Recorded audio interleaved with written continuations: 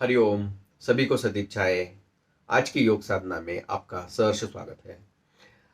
जैसे कि हम देख रहे हैं अष्टांग मुनि के 8 नियमों की जानकारी ले रहे हैं। उसमें हमने यम देखा था और नियम के बारे में हम डिटेल में जानकारी ले रहे थे। नियम के अंदर पहले 3 नियम हमने पहले ही पार्ट में देख लिए। अब हम फोर्थ एंड फिफ्थ नियम के अंदर क्या है नियम वो जानकारी लेने वाले हैं। तो फोर्थ पे आता है स्वाध्याय और फिफ्थ पे आता है ईश्वर प्रणिधान। स्वाध्याय क्या है इसके बारे में जानकारी लेंगे। आज की तारीख में हम उसका कैसे मीनिंग हमारे जीवन में ले और उससे हम क्या लाभ ले सकते हैं और उससे क्या फायदे होते हैं सब हम डिटेल में जानकारी लेंगे।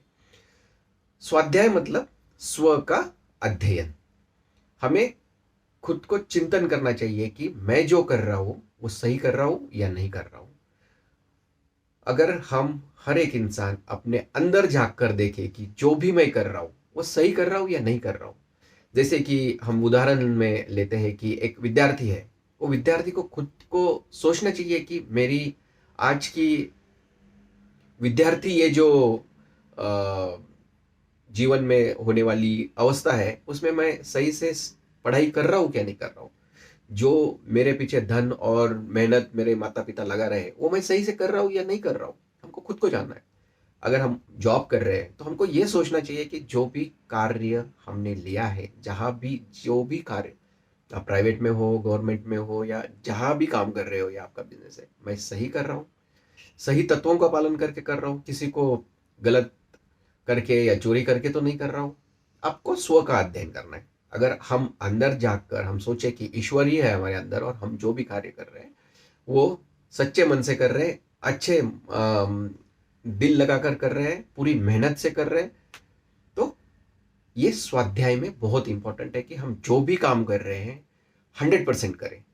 आप जॉब भी करें 100% दे आपका, आप विद्यार्थी हो 100% आपका फोकस पढ़ाई पे होना चाहिए, ना कि और कोई भी चीज़ों पे। आप जो भी चीज़ कर रहे हो उस पर 100% फोकस करो और स्व का अध्ययन करके अच्छे विचारों से ये करो, तो आपको ईश्वर की प्राप्ति या आपको मन मंगलमय होने में या आपको ईश्वर दिखने में, आपका जो भी इष्ट देवता है उसका दर्शन होके ही रहता है। तो इसीलिए आपको हम हमेशा ही आपके विचार अच्छे रखने चाहिए और स्व का अध्ययन करते रहना चाहिए कि जो भी कार्य कर रहे हैं सही कर रहे हैं।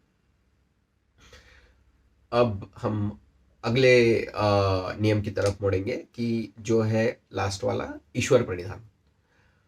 अब ईश्वर प्रणिधान क्या होता है?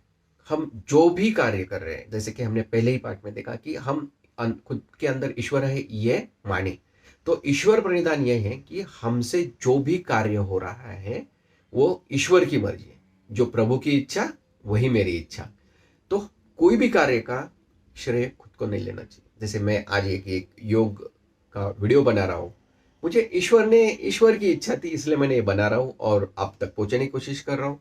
मैं मेरा कार्य कर रहा हूँ, तो हर कार्य का समर्पण भगवान को देना चाहिए, ना कि बोलना चाहिए कि मैंने किया, ये मैंने किया, ये मैंने किया, ये मैं कर रहा हूँ, या ये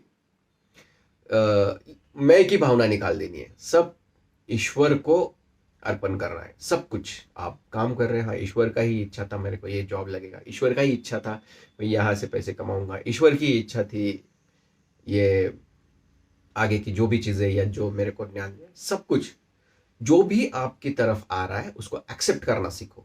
भले ही वो कभी लगता है कि आप गलती से गिर भी गए, ईश्वर की इच्छा थी कि यहाँ से मुझे कुछ सीखना था और इसलिए मुझे भगवान ने मेरे को यहाँ से सीख दी और मैं इससे सीख कर और स्ट्रांग बनने के लिए भगवान ने मुझे बुद्धि दी। तो जो भी कार्य आप करने जा रहे हो उसको ईश्वर पे सौंप दीजिए और ईश्वर को अर्पण कीजिए, तो ईश्वर प्रणिधान हो जाएगा और ऐसे करने से आपका हर कार्य सफल ही होगा और उसमें एक संतोष की, आनंद की भावना होगी, अच्छे विचार रहेंगे और अच्छा ही होता जाएगा। उम्मीद करता हूँ आपको ये दोनों ही नियम समझ में आ गए होंगे। अब तक हमने अष्टांग योग के यम के 5 नियम और नियम के 5 नियम, ये दोनों ही 10 नियम हमने समझ लिए। जैसे मैंने पहले ही बोला था कि जब तक हम यम और नियम का पालन नहीं करते तब तक जो तीसरा अष्टांग योग है वो है आसन, उसका फायदा नहीं मिलेगा। उसके बाद आता है प्राणायाम, उसके बाद आता है प्रत्याहार, उसके बाद आता है धारणा, फिर ध्यान और फिर समाधि।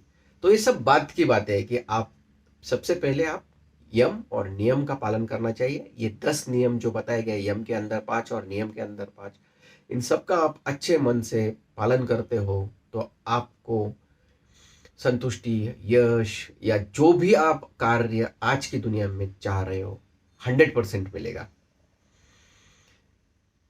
अगले पार्ट में हम देखेंगे आसन क्या है। धन्यवाद।